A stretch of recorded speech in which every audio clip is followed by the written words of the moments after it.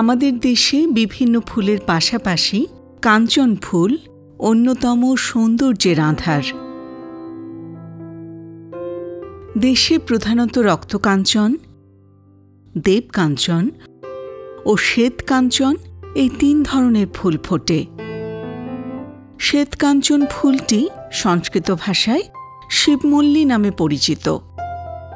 ফুটন্ত ফুলগুলো দূর থেকে দৃষ্টি কাড়ে। শ্বেতকাঞ্চনের ইংরেজি নাম ডুয়ার্ফ হোয়াইট বাউহিনিয়া। এটি হোয়াইট অর্কিড ট্রি ও স্নোই অর্কিড ট্রি নামেও পরিচিত। বৈজ্ঞানিক নাম বাউহিনিয়া অ্যাকুমিনাটা। এটি হচ্ছে ফ্যাবেসি পরিবারের একটি গুল্ম প্রজাতি। এদের আদি নিবাস মালয়েশিয়া, ইন্দোনেশিয়া এবং ফিলিপাইন। গ্রীষ্ম ও বর্ষায় বনে বাদারে সহজেই দেখা মেলে শ্বেতকাঞ্চন ফুলটি। শ্বেতকাঞ্চন ৩ মিটার পর্যন্ত উঁচু চিরসবুজ পত্রমোচী ফুল গাছ। বাংলাদেশের পথের ধারে, বন জঙ্গল, পাহাড়ি এলাকা, পার্ক বা উদ্যানে এবং পারিবারিক বাগানেও এই ফুল জন্মাতে দেখা যায়।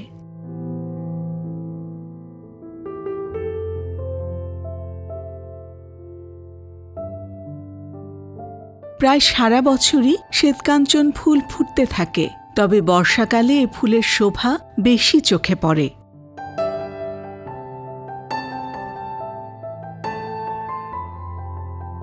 বসন্তের প্রথম দিকে ডালপালা জুড়ে শুধুই ফুলের উৎসব। ধপধপে সাদা বর্ণের শুভ্র সুন্দরী এই ফুল মূলত গুল্মজাতীয় গাছ।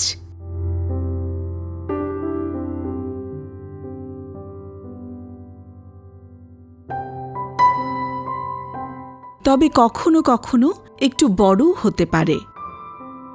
এদের কাণ্ড নিচু, শাখা প্রশাখা অনেক এবং কিছুটা ছড়ানো ছিটানো প্রকৃতির। কাঞ্চন ফুলের পাতা তার অনন্য বৈশিষ্ট্য বহন করে। পাতা প্রায় 10 থেকে 15 সেন্টিমিটার দীর্ঘ এবং 7 থেকে 12 সেন্টিমিটার প্রস্থ হয়ে থাকে। পাতার আগা 2 ভাগে বিভক্ত, মসৃণ, নিচের শিরা সামান্য রোমশ। 2টি পাতা জোড়া দিলে যেমন দেখায় তেমনি অবিকল পাতার শেষ প্রান্ত। ফুলগুলো পাতার কোলে গুচ্ছবদ্ধভাবে ফুটতে থাকে। ফুলের ছড়ানো পাপড়ির সংখ্যা 5টি। পাপড়ি প্রায় 5 সেন্টিমিটার পর্যন্ত চওড়া হয়ে থাকে। গাছে ফুল অবশিষ্ট থাকতেই শিমের মতো চ্যাপ্টা ফল ধরে।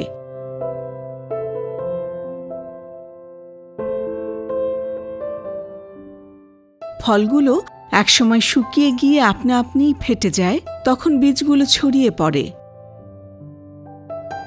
এভাবেই প্রাকৃতিকভাবে তার বংশবিস্তার ঘটে। ফুলের বীজ চাষ করা যায়, ছেটে ছেটে ছোটও রাখা যায়।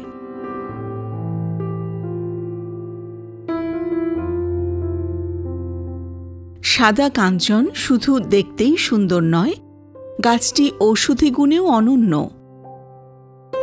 শরীরের কোনো স্থানে কেটে গেলে সাদা কাঞ্চনের ফুল ও পাতা থেঁতো করে লাগিয়ে দিলে ক্ষত দ্রুত ভালো হয়ে যায়। আমাদের সচেতনতাই পারে এই উপকারী ফুল গাছটি টিকিয়ে রাখতে।